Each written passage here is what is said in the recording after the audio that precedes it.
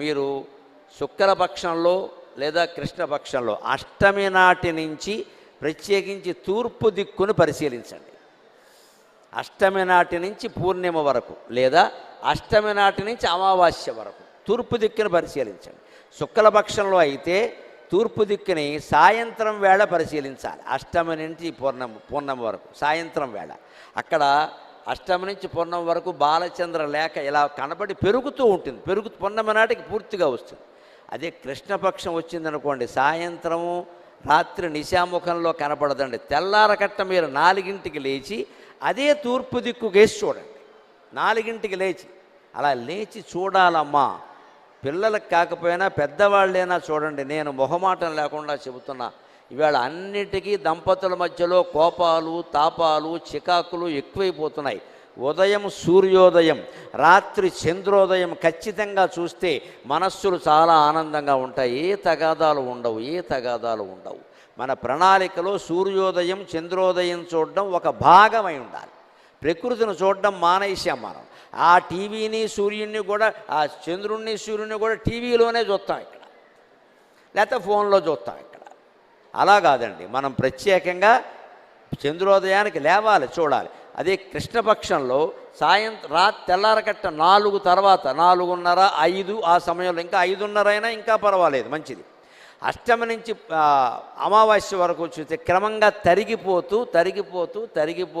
సగం వై రేకై బింబమై సగం వై రేకై అన్నట్టుగా అలా వరుసగా తరిగిపోతూ కనిపిస్తుంది. అది లెక్క. అష్టమి చంద్ర అంటే శుక్లపక్షంలో పెరుగుతోంది, కృష్ణపక్షంలో తరుగుతోంది. సరిగ్గా మన ఆయుర్దాయం అంతే, మన సంపదలంతే, మన తెలివితేటలంతే. ఒక పక్షంలో పెరుగుతాయి, ఒక పక్షంలో తరుగుతాయి. అలా తరగడం లేకుండా శాశ్వతంగా మన ఆయుర్దాయము, ఆరోగ్యం, భాగ్యం అన్నీ బాగుండాలంటే క్షయవృద్ధి వినిర్ముక్త క్షేత్రపాల సమర్చిత.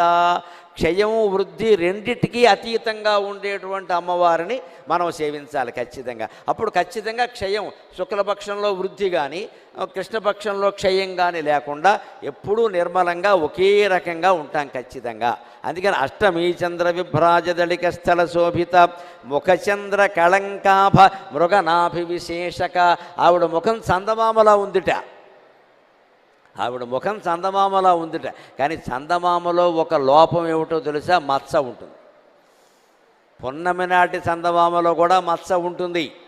మచ్చ ఉందని పున్నమి చందమామను చూడడం మానేసామా మనం? పున్నమి చందమామను చూసేవాడు ఎవడన్నా చంద్రుడు బాగున్నాడు అంటే కానీ మచ్చ ఉంది అండ వేరే విధం అంటారు వీడిని. మచ్చ ఉంటే నీకే. మనుషుల్లో కూడా అంతేనమ్మా. కొంతమంది 1, 2 తప్పులు చేస్తారు, క్షమించాలి. వాళ్ళతో అన్ని సంబంధాలు బాగుండేలా చూసుకోవాలి. కక్ష కట్టేయకూడదు. ఇవాళ దాంపత్యాలు దెబ్బతింటున్నాయంటే దానికి అదే కారణం అండి. పెళ్ళైన కొత్తలో ఏదో ఒక లోపం భార్యలోనో భర్తలోనో కనపడుతుంది, మర్నాడు ఇంకోటి కనపడుతుంది, ఓ వారం పోయాక ఇంకోటి కనపడుతుంది. ఈ 3 కూడేసి ఓ 3 నెలలు అయ్యేసరికి అబ్బే తెలియకుండా చేసుకున్నామండి, అన్నీ ఫాల్ట్లే, అన్నీ డిఫాల్టే అంటాడు ఈయన. అంటే ఓదానికోటి కలిపేశాడు. అమ్మవారి శిరస్సు మీద ముఖం కూడా చంద్రబింబమే, అందులో మచ్చ ఉందిట. ముఖచంద్ర కళంకాభ మృగనాభి విశేషక. ఆవిడక్కడ బొట్టు పెట్టింది కస్తూరి తిలకం లలాట ఫలకే. మళ్ళీ అక్కడ శ్రీకృష్ణస్వామికి అటువంటి కస్తూరి తిలకం ఉంటుంది. అలాగే ఇక్కడ అమ్మవారికి కూడా కస్తూరి తిలకం ఉంది. ఆ కస్తూరి నలుపు రంగులో ఉంటుంది. ముఖం అనేటువంటి చంద్రుల్లో మచ్చ ఉన్నట్టే అమ్మవారి ముఖం అనే చంద్రుడికి కస్తూరి తిలకం రూపంలో మచ్చ ఉంది. అంటే భగవద్భక్తి ఉంటే మన జీవితంలో లోపం కూడా గుణమవుతుంది. ఖచ్చితంగా లోపం కూడా గుణమవుతుంది, మచ్చ కూడా మాణిక్యం అవుతుంది. మనం తప్పు చేసినా అది ఒప్పుగా ప్రచారం అవుతుంది. ఎందుకంటే భగవద్భక్తి కారణంగా. భక్తికి సాధ్యం కానిది అనేది లేదండి. భయపడాల్సిన పనేం లేదు. ఏదో తెలియక చేశాం, ఒక తప్పు చేశాం, కావాలని కాదు.